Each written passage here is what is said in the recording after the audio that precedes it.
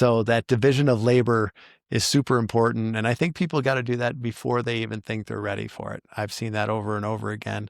People trying to do too much and doing everything leads to mediocrity or worse in some cases. Welcome to the Franchise Scaleup Show, the go-to playbook for founders racing from 10 to 100 units. I'm Guy Coffey, franchisor, franchisee, and growth advisor. I know firsthand how fast this game moves and how quickly chaos can creep in. That's why each episode gives you the clarity, systems, and hard-won lessons you need to scale smart, protect your equity, and stay in control. You've got the vision. I'll help you build the infrastructure to match it. Let's dive in. Holy Hannah, has it been a busy couple of weeks? A little over a week ago, we had the Emerging Brand Founders Mastermind down at Area 15 Ventures, headed by Dave Linigar, the founder of REMAX, and Adam Contos, the CEO. And then last Thursday, I was a guest lecturer at the University of Denver at the Linigar Center for Franchising. So thanks again to Dave and the REMAX group for founding that and supporting that.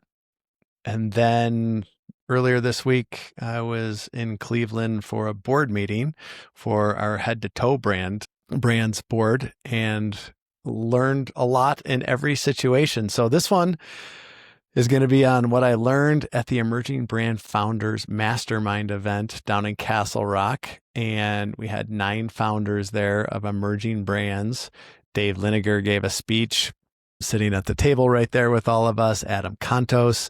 And then we had a special guest, Maddie Zook, came in via Zoom and really wowed the founders with some hard-hitting facts, truths, and solutions. There was hard facts that I learned in that event, as hopefully everybody learns in every new situation that they're in. And then there was just some overriding themes. And I just wanted to share 5 of them. And the first one had to do with what Dave sat down and started out with. And it was a story about who's gotten you here might not be the same people who are going to get you to the next level. And Dave is a very hard-hitting, tough business guy for sure. But it's interesting that he does it with kindness. So even when he had to move people on in the beginning, even when he didn't have all the resources that he has right now, what he would do is tell them the reason, tell them what the decision that he had made, and then he would provide them with really, really generous severance packages. And the reason for that is he's a kind human being, but he separates the business decision from the people. And I think I don't think that. I know that's a really hard thing for people to do. And more that I'm working with emerging brand founders, you just see that business decisions have to be made that might not be in parallel with how you feel about that person. They might not be the person for the job. And you have to take care of the business like it's an entity. It's a growing little thing in the beginning, and make sure that the people that are involved in it are going to help it grow. So that was one thing.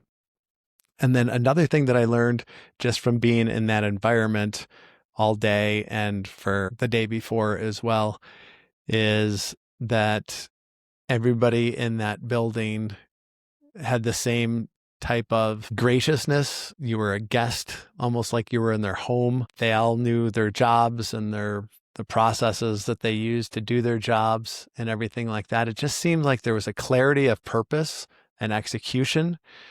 And I think that stemmed from how Dave works, how Adam works, and it just emanated to everybody in the building, basically, in terms of standards. And it's just thinking about people. For instance, the day had ended. Dave was on the way up north from Castle Rock up to Denver to visit his wife in the hospital. And this guy who's got all these things going on in his life, personal and professional, and working in operations in 110 countries. This guy had the presence of mind to call back to the office because he knew people in the room with us were going to be headed north after that, and let them know that a gravel truck or an asphalt truck or something like that had turned over on the highway. And they communicated that to everybody at the table. as well as providing an alternate route that they could take from that office to get up north. And I was just thinking, like, who? And like, you're on the road, like you have a big personal thing on your mind right now. And yet he was still thinking about the 12 people in the room behind him that were going to be in the same situation as him.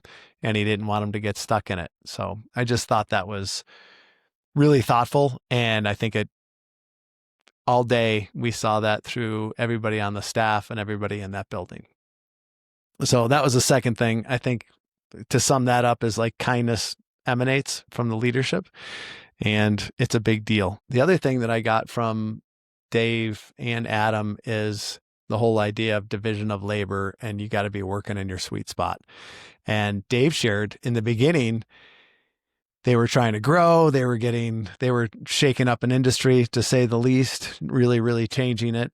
And they had a lot of pushback and a lot of people trying to shut them down and doing all these things. And Dave realized that he wasn't great at handling the bill collectors and all the controversy and things like that. But what he was really good at, and what he put his whole effort into, like some crazy amount of time, like 250 to 300 days a year, he was giving presentations all around the country on selling REMAX. And this is before REMAX was really known and before the model was proven, basically.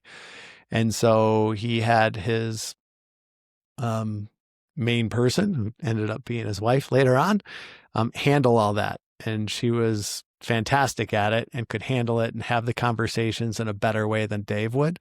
And so that's what allowed him to focus on his area of genius while she handled that, so that the ship could stay afloat while they were selling. So that division of labor is super important. And I think people got to do that before they even think they're ready for it. I've seen that over and over again. People trying to do too much, and doing everything leads to mediocrity or worse in some cases. So figure out a way to get some things off your plate, I should say, and that would allow you to focus on your area of expertise or genius. And that's the way to move forward. So division of labor was the fourth thing.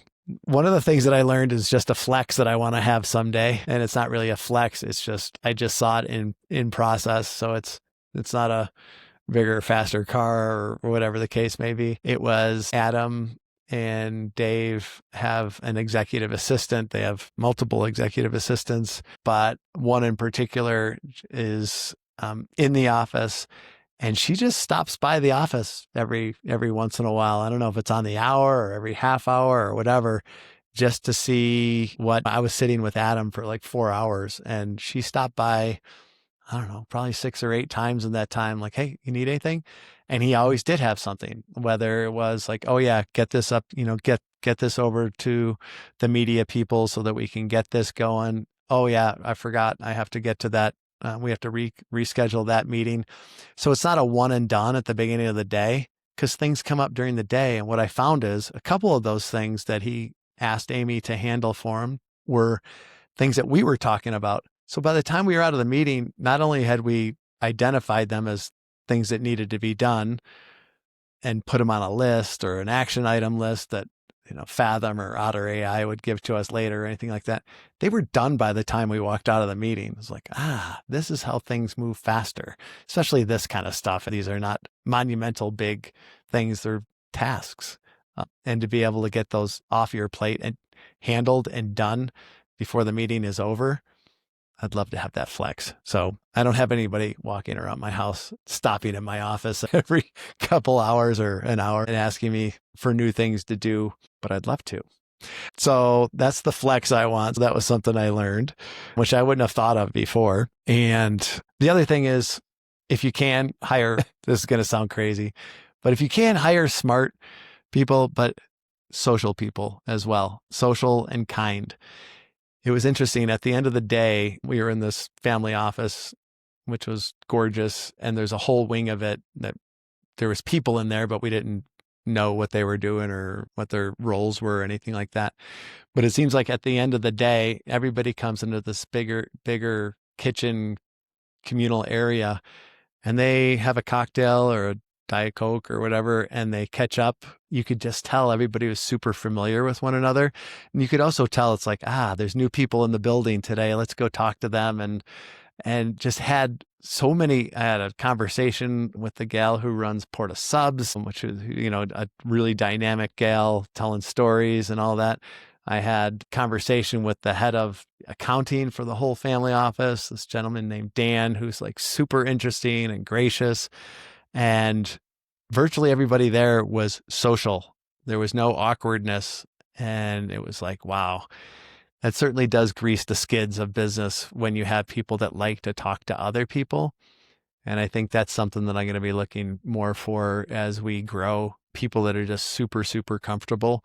And I'm sorry if you're an introvert, but I just think those conversations, as I say all the time, everything happens in a real conversation, and the more conversations you can have, the better it is. So if the people that you have in your organization are really comfortable with that, it gives it a great impression. I think that's what I got from it. And that's what everybody that I talked to that wasn't part of that organization that was there that day, it was like, wow, these people are so nice. That has an impression.